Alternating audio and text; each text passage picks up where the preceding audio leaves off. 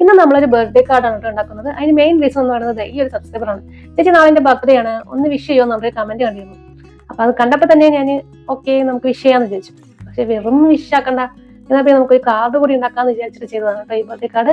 ഇത് സിമ്പിൾ ആണ്, എല്ലാവർക്കും ഉണ്ടാക്കാൻ പറ്റുന്നതാണ് കേട്ടോ. ഞാനിവിടെ ചാർട്ട് പേപ്പറിലാണ് കേട്ടോ കാർഡ് ഉണ്ടാക്കുന്നത്. നിങ്ങളുടെ കയ്യിൽ ഇത്തിരി കട്ടിയുള്ള പേപ്പർ ഉണ്ടെങ്കിൽ അത് യൂസ് ആക്കിയിട്ട് കാർഡ് ഉണ്ടാക്കണമെങ്കിൽ ഇതിൽ അടിപൊളിയായിട്ട് വരും കേട്ടോ. എന്റെ കയ്യിൽ കട്ടിയുള്ള പേപ്പർ ഒന്നും ഇല്ല കേട്ടോ, അതുകൊണ്ടാണ് ഞാൻ ചാർട്ട് പേപ്പർ യൂസ് ചെയ്തത്.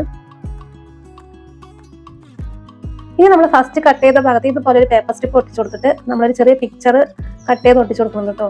പിന്നെ ഒരു ഫിനിഷിങ്ങിന് വേണ്ടി ഞാൻ ഇതെങ്ങനെ ചെറിയ ഡോട്ട്സ് ഇട്ട് കൊടുക്കുന്നുണ്ട്. ഡിസൈനൊക്കെ നിങ്ങൾക്ക് ഇഷ്ടമുള്ള മാതിരി ചെയ്യാം കേട്ടോ. ഞാൻ ഇതുപോലെ ബർത്ത്ഡേ കാർഡ് സീരീസ് ചെയ്താലോ എന്ന് നോക്കുകയാണ്.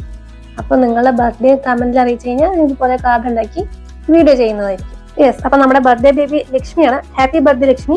ഈ കാർഡ് ലക്ഷ്മിക്ക് ഇഷ്ടമായെന്ന് വിചാരിക്കുന്നു. അതുപോലെ മറ്റുള്ളവർക്ക് ഈ വീഡിയോ ഇഷ്ടമായെങ്കിൽ ലൈക്ക് ചെയ്യുക, ഷെയർ ചെയ്യുക, കമന്റ് ചെയ്യുക, മറക്കാതെ സബ്സ്ക്രൈബ് ചെയ്യുക. ബർത്ത്ഡേ സീരീസിനെ കുറിച്ചുള്ള നിങ്ങളുടെ അഭിപ്രായം മറക്കാതെ ഒന്ന് കമന്റിൽ അറിയിക്കണേ.